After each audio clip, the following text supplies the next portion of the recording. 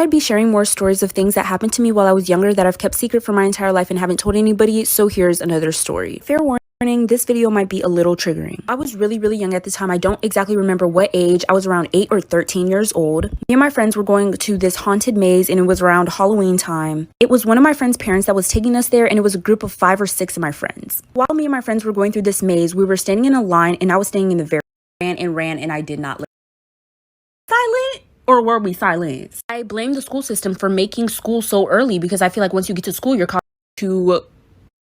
Gonna be part 2 of the time my whole school went on a manhunt for one student.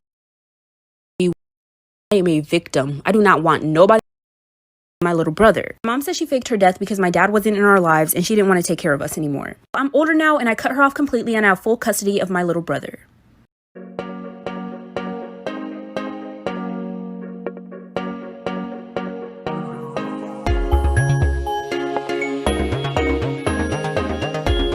This is going to be a story time about how my whole school went on a manhunt for one student. Why was they looking for his ass? I'm gonna get into it. Let me clarify right now that I am a victim. I do not want nobody in the comments saying, why didn't you do this? Why did you do this? It could have been me. It could have been any of us. That's why I minded my business throughout this whole thing. So I got to school a little late that day, but when I got to my class, I could tell there was a little tension in the air. I didn't know what it was, whether it was a teacher having a problem with a student or a student having a problem with another student. I just knew that the energy was off. So I'm sitting down in class, minding my business per usual. The next thing I see is my teacher try to grab this one boy's phone. He immediately snatches it off his desk before she can grab it. That's when they get into this little tug of war type of thing. But the next thing you know, everybody sees this boy mollywop the teacher in the stomach. She falls and he runs out the classroom. Some kids started laughing and thought it was funny until the teacher wasn't waking up. This is when things get bad, like for part 2.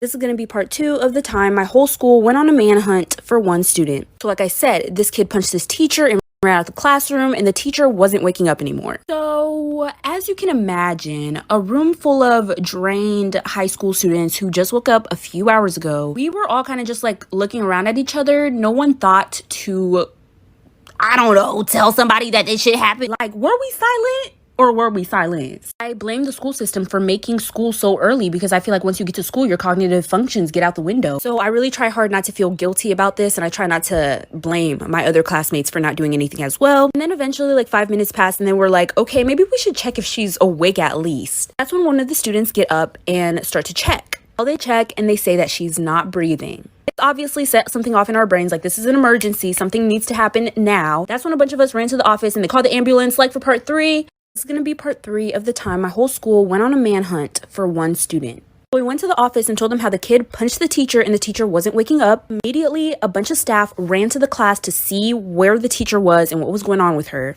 I didn't personally run to the office. When I say we, I mean my classmates. So I was still in the classroom when all the staff ran in. So they told everybody to exit the classroom and everybody needed to get out of the classroom because they needed to give her some privacy and examine her. So we were all standing outside of my classroom and it was like 30 kids. The teacher that was next door to us was really close to my teacher. They would always talk in the hallways. They had their lunch periods together, their study periods together, and her door was wide open. Why didn't we go in there and tell her what happened? Honestly, like I said, we were high school students. It was really early. So she came out once she saw all of us standing outside in the hallway and she was like, what's going on? Once we told her that a kid punched the teacher and that she passed out, her face drops and she announced that the teacher was pregnant. Mind you, nobody knew this because she hadn't announced it herself yet. This is when they called the ambulance, like for part 3.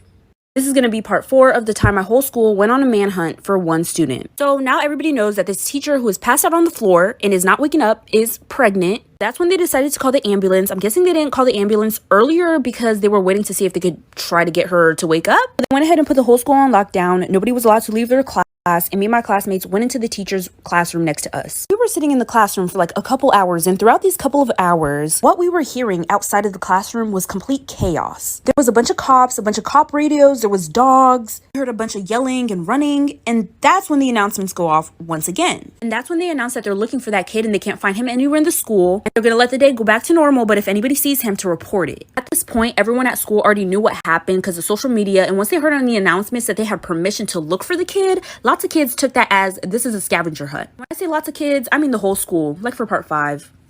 This is going to be part 5 of the time our whole school went on a manhunt for one student. So once they announced to report the kid who punched the pregnant teacher in the stomach if we see him throughout the school day, lots of kids took that as find him and bring him to me and started hunting him down. I mean, like, as they should. So anyways, yeah, complete chaos broke out. As soon as that bell rang, child, you would be able to leave school and nobody would notice. Everybody was in the hallways. People were looking under the stairwells. They were checking in the janitor's closet, opening up doors that they shouldn't be opening. And with everybody looking for this kid, we found him pretty fast. We did what the police and police dogs couldn't do. This kid was hiding in the band room under the band instructor's desk.